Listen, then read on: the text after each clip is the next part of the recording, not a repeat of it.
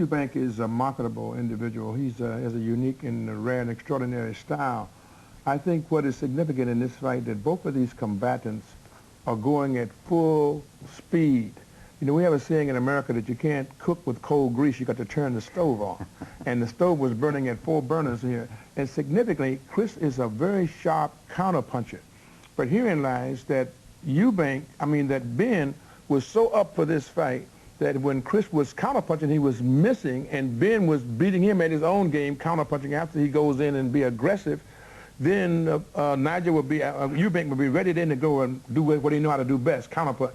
He would fire, but he would miss because of the upper body movement of Benn. And then Benn would be really aggressive and be like cat-like right back on him again and was beating him to the counterpunch. So this was a terrific, remarkable performance by both of these athletes here. But it was Benn's night for the rhythm, Benn's night for being able to be loose as a goose and be able to continue to just throw punches and bunches. And it was an exciting encounter here, which really give the fans something for their money. Let's have a look at how the judges are seeing it at this stage after 8 rounds. Let me just remind you that 1 point will be deducted from that yellow column. That point will be deducted at the end of the fight. And, well, he's now behind on all 3 cards, but closing Nigel Benn after 8 rounds. Round 9 coming up straight after this break. A lot of people out there will say, well, if Nigel Benn won those rounds so easily, how come he didn't get the verdict? Well, funny enough, at that stage, at the end of the 10th round, I had Benn winning the 9th, and I had the 10th even. And I had it to such an extent in Benn's favour that Eubank had to win the last 2 rounds. He just had to win them or he loses the fight. But, no, I thought it was like that. Entirely throughout the fight, it was like that. It was going one way and then going the other. But that's how close it was. The last 2 rounds, in my opinion, Eubank had to win, and I thought he won them. Let's just have a look at a bit of action in there. It got a little bit untidy, didn't it, for a moment in there, Barry? And yeah, a bit of tumbling going on. You know, remember Ben had actually fallen and hit his head against the camera, 35-pound camera. Now look at this, he gets hit in the back of the head again. That's a karate move there. Now, Michael, what about this? What happened here? Touch gloves. Oh! That's why you got to protect yourself at all times. You know, the referee, he tells you that before the bout gets underway, so you got to protect yourself at all times because it's like if you was in a street fight, wouldn't nobody have to tell you to put your hands up or to defend yourself. So we got to keep ourselves protected and, you know, just got to, you know, be careful out there because a guy will do anything. Cheeky, I think, putting it mildly, isn't it? Cheeky of Eubank all the same to hand him his glove and say everything okay, and when he goes to touch it, try and land with the right. So I thought it was a wee bit cheeky of him. But nonetheless, protect yourself at all times is right. Okay, let's take a look at the official scorecards then as we wait for the penultimate round. And, of course, the point to be deducted off Nigel Benn's score. But for the first time in the fight, Chuck Hassett has Nigel Benn 1 round ahead going into the 11th. Hassett has it all square on points, and Carol Castellano has Benn 1 up. But don't forget that 1 point has to be deducted from Nigel Benn's scorecard after the last round. A huge round coming up then, and high tension in both corners. Announcement there, a score draw at the end of all that effort, and both men keep their world titles. Frank Warren, how are we going to avoid draws in the future, and should we have draws in the future? I don't know. I mean, obviously you get close contests, and people thought that was a close contest. No, you shouldn't.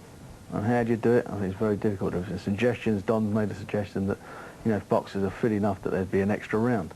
Maybe they should have been reduced from 15 rounds to 12, but to 13 rounds, where you've got an odd round, so you should get a winner.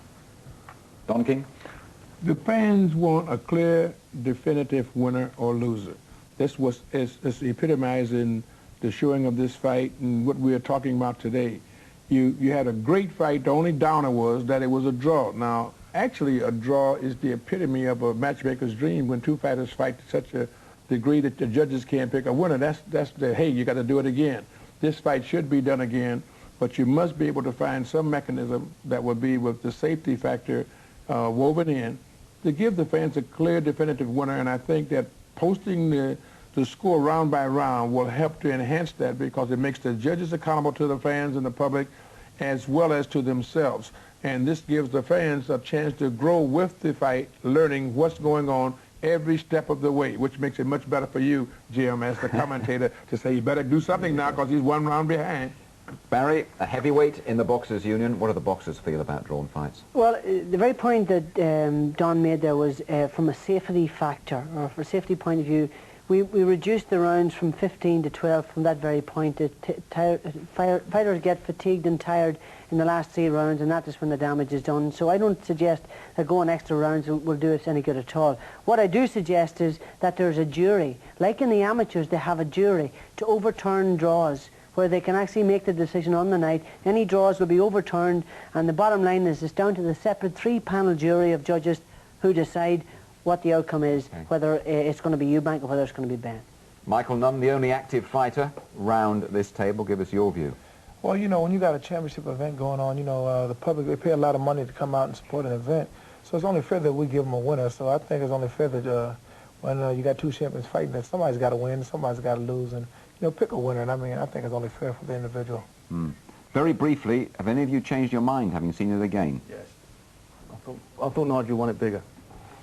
No, I thought I had Benn winning the fight by 1 round, except for the deduction, but I'm standing by my decision. 115 is a draw. Well, I think that Benn won the fight. It was his night. Arithmetically, by the 1 point that was taken away, it would have given in the fight, but that's just how close it was. Thanks very much, Don, Frank, Barry and Michael. Been a pleasure talking to you tonight. And in England's world, attention here hasn't been to point any accusing fingers. Perhaps you've changed your mind after seeing the action again and listening to our chat. The decision won't change. The debate on who is simply the best will rage on until Nigel Benn and Chris Eubank meet once again. Good night. Chuck Hassett scores about 114 to 114, even a draw. The decision is even a draw.